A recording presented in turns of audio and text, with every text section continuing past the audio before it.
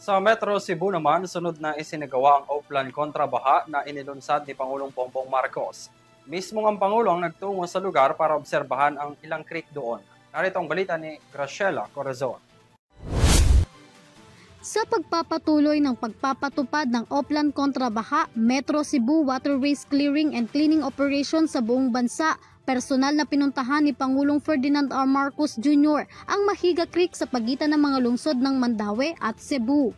Layunin ng pamahalaan na maipatupad sa buong bansa ang Oplan kontra baha na siyang tutugon sa mga kalamidad at upang palakasin ang katatagan ng bawat komunidad sa mga bagyong dumarating. Sa naging pagbisita ng Pangulo sa Mahiga Creek, inobserbahan nito ang pagpapatupad ng mga aktibidad kabilang na ang dredging, waste removal, cleaning waterways at removal illegal structure upang maibalik ang natural na daloy ng tubig at mabawasan ang mga pagbaha. Nagtungo rin ito sa karuktong nitong tulay upang pangasiwaan naman ang mga karagdagang operasyon ng dredging sa lungsod. Ayon kay PBBM, madalas na umaapaw ang mga ilog lalo na kapag panahon ng malalakas na pag-ulan dahil sa mga silt o pinong buhangin na kilala rin bilang clay na karaniwang nakikita sa mga tabing dagat o ilog. Mga naipon na basura na humaharang sa mga daluyan ng tubig lalo na sa paligid ng Sabangdako Bridge. Ganun din ang aming gagawin dito dahil ganyan din ang problema at kung titignan ninyo sa mapa, yung last time na nagbaha ang mga ilog dahil lahat ng labasan ng tubig ay barado. Kaya't kailangan natin linisin ito. Nakakagulat nga kung titignan ninyo yung backhoe, wala ng tubig, nakapatong na sa lupa. Ibig sabihin talagang napakababaw na ng tubig.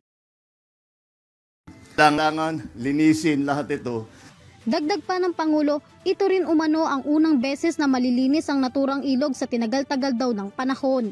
Sa mga local official, kung kailan ang last time na hinukay ito, lininis ito, wala silang maalala kahit kailan. Kaya first time ito siguro in decades. I'm sure nangyari na itong it happened in but matagal na in decades na hindi nalinis ang ating mga waterway, ang ating kung saan nagdadalo ng tubig. Ang Mahiga Creek ay bahagi ng mahigit 12 kilometers sa Bangdako-Mahiga River System, isang daluyan ng tubig na abot hanggang urban core ng Cebu City at karatig barangay nito. Sa tulong naman ng national government agencies, local government units or LGUs at mga private sector partners, matagumpay na naialis sa mga basura at debris sa mga drainage system, creek na matagal ng barado. Sabay-sabay na isinagawa ang clearing and cleaning operations katuwang ang Department of Public Works and Highways or DPWH Region 7 sa Guadalupe River, Cebu City, Arabal Kinalumsan River, Cebu City, Subangdako River, Mandaue City, Butuanon River, Mandaue City, Mananga River, Cebu City, Kansaga River, Consolacion, Kotkot River, Inliloan. Nandito sa mga chart, kung matignan ninyo, kung ano yung magiging trabaho, saan mag-specify yung mga ilog, kung saan kami, yung pitong ilog na yun, lahat yan ay dadalhin lahat yan ay pupuntahan pala ng mga ng ating mga heavy machinery para linisin yung mga ilog na yan. Kung titignan din, ito mahalaga din itong batignan.